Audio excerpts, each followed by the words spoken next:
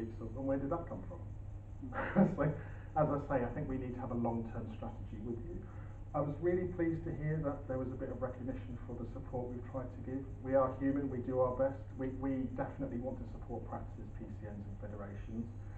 It is tricky sometimes financially. I love the reference to Hugo's money. Even I was having to ask Hugo, where did that come from? Can we use it again?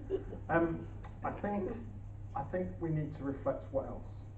And I do think that the sort of, where does a federation, a PCN and a practice, you know, where do they begin and end? It gets more complex every year.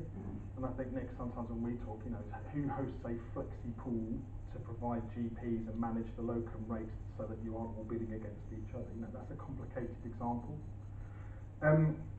So I wanted to get into some Q&A. I suppose we have a special role with general practice. So yes, we have to work with the hospitals and 111 and all the rest of it, but you know, commissioners have always had a very special role with general practice, and now of course we've got 3 new members of the family because we now have the same role with pharmacy, optometry and dentistry. But you know, we're not your HR department, we're not your finance department, but sometimes it can feel a bit like that because you get involved in all sorts of things you just don't with hospitals, because they have massive departments that do everything. They have their own business intelligence, they have their own workforce, etc., etc.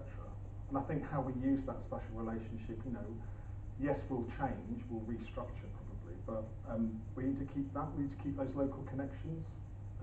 You know, there's nothing like understanding the geography and why your patients won't go over there because there's a road in the way, or the bus route doesn't work, or you can't recruit because of your own unique challenges. The other thing I was going to say, I guess, is about where our ICB agenda is at the moment. So going back to where practice managers fit in, yes, access. I know that drives some people potty when you talk about improving GP practice access. I suppose it's access and capacity, or demand and capacity, if you look at the latest Apex Edenbridge tool that we've been starting to roll out with you. I guess it's about understanding what patient behaviour and patterns are, and it's not too dissimilar to the safe working discussion, you know, basically what do we do with that? Because if one patient is ringing you over and over, or they call you and then they go call someone else and then they physically turn up somewhere else, we need to work out how to manage that. One of the joys of my job is I get to do complaints. So I get to read the letters that you've clearly very painfully had to write with an awful lot of stress you can read between the lines. So we do need to think about how we can support you to manage some of those episodes. But along with access, it's also sustainability. I genuinely mean that. So how do we stop all your staff leaving, and how do we stop you leaving? How do we improve your premises? We do have some lovely premises in West Sussex. We also have some premises that aren't so lovely. Money's an issue, but where there's a will, there's a way. There are some really interesting builds going on. Also, how do we, whether you call it safe working or not, how do we kind of look at access models so that patients have a better experience, and you have a better experience? That's really tricky. If you look at the GP patient survey results that were published only very recently, they've gone down. They've gone down everywhere. Helpfully for us, Sussex turned out to be having gone down slightly more than a few other areas, which meant we then had a media inquiry. But there's a conundrum there. So you're offering more appointments than have ever been delivered in Sussex ever.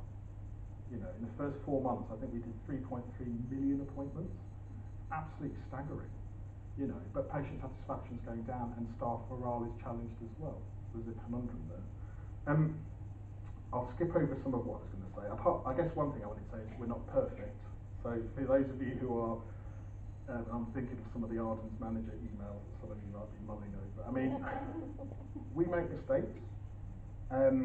We try to learn from them. I'm sure you make mistakes too.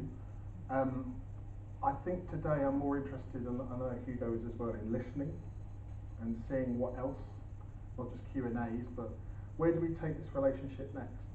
I don't think we make the most of our practice manager leaders in Sussex. I think we're doing okay with federation leaders. I think we're doing okay with some other groups, but we definitely need to do something a bit more, I think, with practice manager leaders. So I guess today is the beginning of trying to understand how that could work.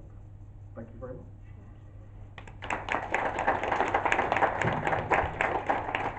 Thank you so much, Gary. So I've got a feeling there may be a couple of questions. Nicola, off you go.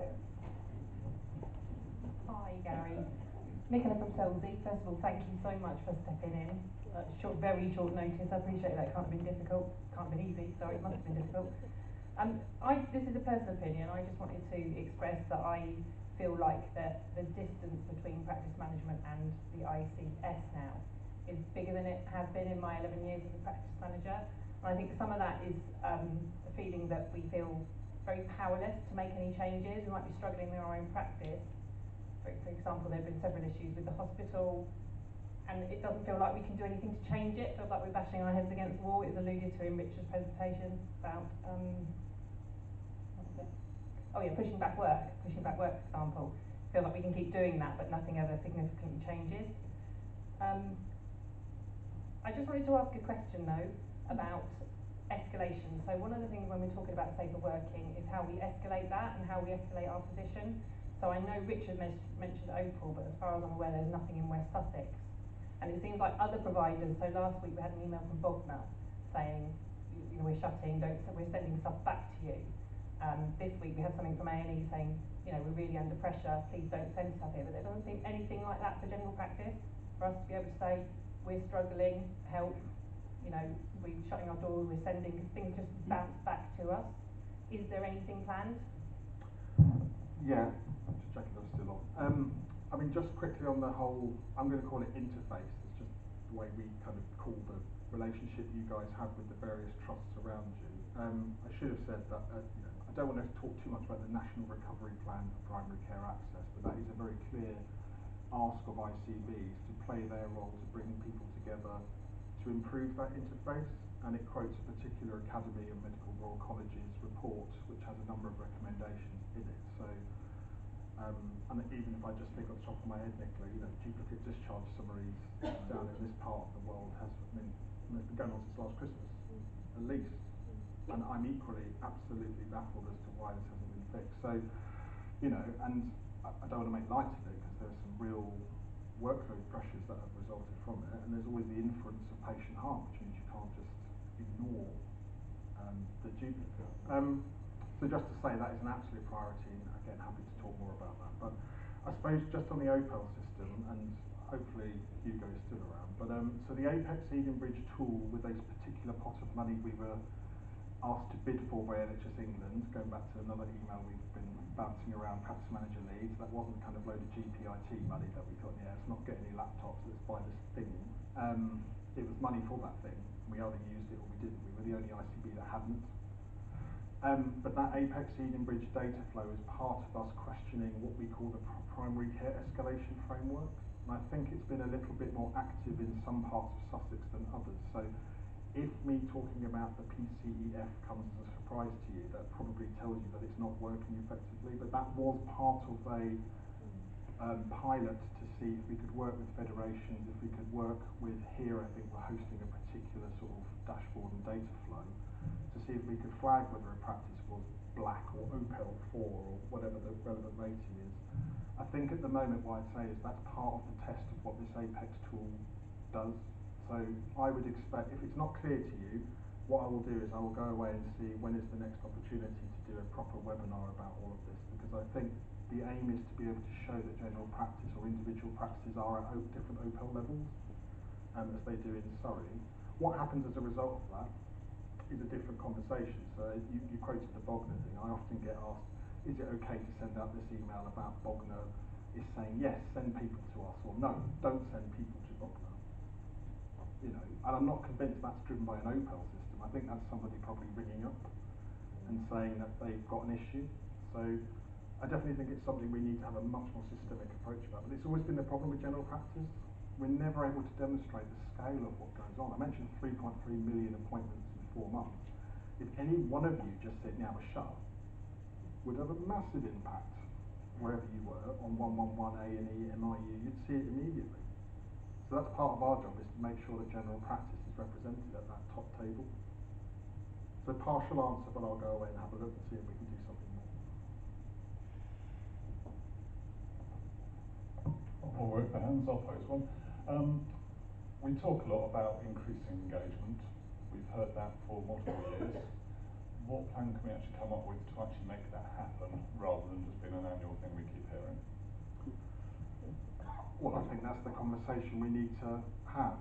I mean, you're extremely organised, which is a big help for a start. So I think the onus is probably, I mean, Joe, not just with yourself, but obviously the leaders in Brighton and Hove and East Sussex. We've had one or two conversations recently which have started a bit of a dynamic.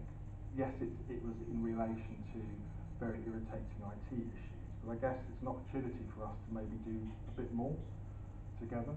I mean, I have a weekly catch-up, I never go to it, do I, Nick, with GP Federation leaders, so Catherine Saunders and Nick. I have a regular catch-up with LMC colleagues, so not just the big old liaison meeting that's happening later, but just a chat.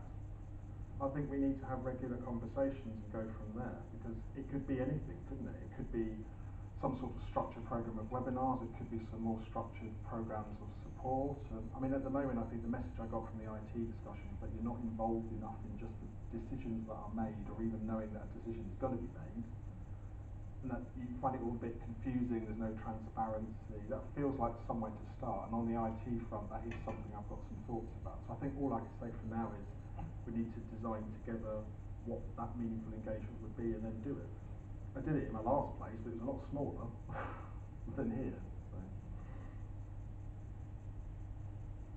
Gary, you mentioned that you might be able to offer practices support with complaints, and gosh, don't we know how stressful complaints are? Have you got any practical ideas of what you might be able to do? It takes me a huge amount of time just to read it. The thing that strikes me is when I have to go through an individual complaint, I get sent a zip file with everything from the original complaint to the practice response to the independent review person, whoever they are, and you know, and then sometimes it goes back and forth.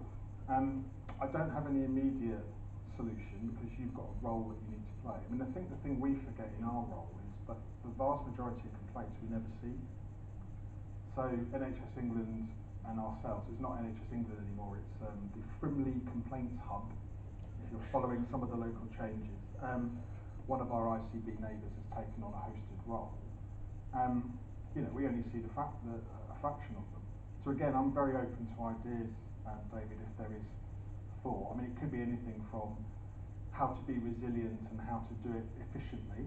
But again, I probably would defer to you guys, because you probably know what systems you've adopted that work well, going back to one of the themes earlier, and what is the worst way of going about it, because it takes you hours. So happy to have that chat. Mine's more a series of comments than questions. Apologies for this, but the first thing I'd say is I would very much welcome that kind of informal discussion point with relevant people going forward. I think I would echo what Nicola was saying, the distance between practice management and the ICB over the last, ICS, over the last 12 to 18 months has felt much bigger than it ever has done before. And I suspect in part that's the development of Place Board and the reliance on clinical directors to be the conduit for information back down this way. I'm not sure how others find that, but it's a bit patchy at best. So something that gives us some access to that information regularly would be great, but also just the opportunity